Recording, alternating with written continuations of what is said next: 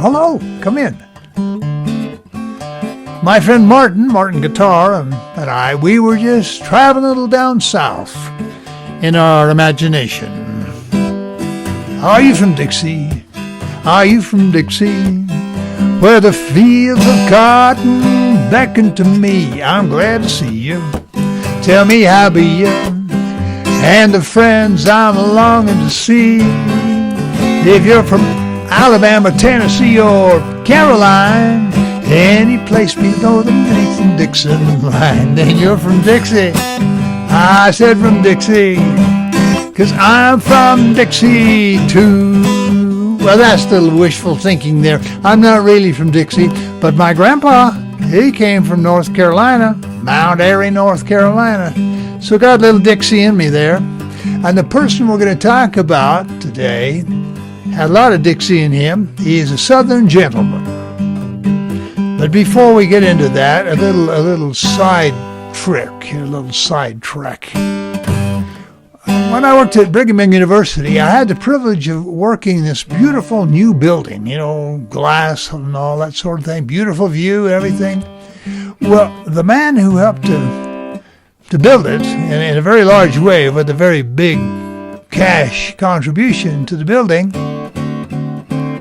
he told us one day, Pete Harmon was his name, told a group of us one day how he got the money to be able to do these things, to build these beautiful buildings, a lot of other good things that he did. Said he was at a trade show in Chicago.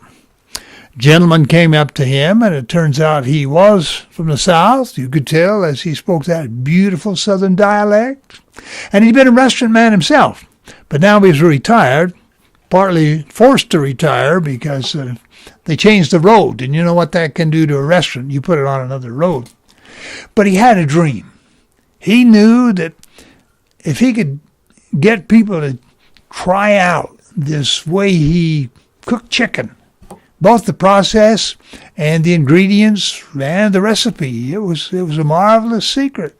And so he said to Pete, if I'm ever out in Salt Lake City, I'm going to stop and cook you some chicken. And Pete smiled, they shook hands and walked off. Pete didn't think any more about that. But later, quite a few days, several weeks later, knock on the door, and there was the Southern gentleman. He said, I've come to fulfill my promise, I said. And so Pete thought, what is this? Come in. He said, I'm going to need some pressure cookers. I'm going to need these ingredients, and I'm going to need your kitchen for a little while I cook you some chicken, okay? So Pete and Arlene, his wife, they said, okay. And they sat down and waited for the chicken. They waited for an hour. Then they waited for 2 hours, then for 3 hours, 4 hours, 5 hours, 6 hours, 7, 8 hours, 9 hours. And they thought, we must have some kind of a someone's nutcase here. But then out came the gentleman with a platter of chicken. Sat it down and said, give it a taste. So Pete and Arlene, just mostly to be nice to this nice gentleman, they picked it up and took a bite of this chicken, and bingo. I mean, they were in the restaurant business.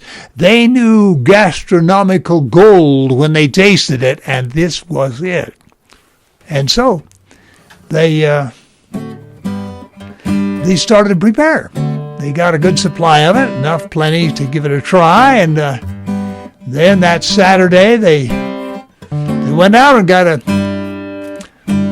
a piece of butcher paper stretched across there. That's how formal the thing was, and invite the folks in. Well, the folks came in, and they tasted this chicken. And the folks, the big guys in the business say, unless you got a monster promotion advertising budget, your product better have legs and take off by itself. This chicken had legs.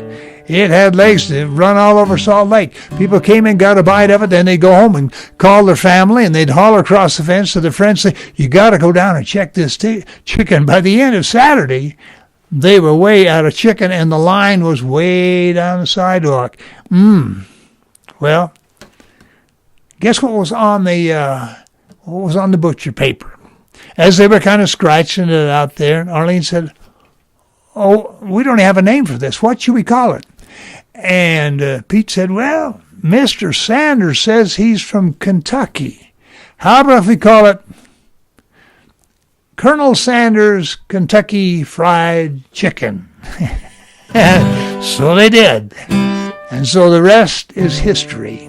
The point behind this is that most of us have a dream, a little or a big dream inside of us. May seem like it's never going to happen. Maybe we ignore it.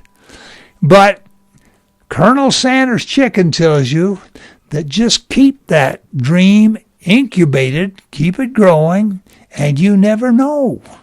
It may blossom into a chicken that has legs and even has wings. If you're from Alabama or Carolina, any place below the Mason-Dixon line, then you're from Dixie. I said from Dixie, 'cause when it comes to chicken, we're all Dixie too. That sounded like a paid commercial, didn't it? But I'm serious. And there's more to this story, and as they used to say in the old, when we went down to the Star Theater in my hometown, and said, "Continued next week." So we'll see you then.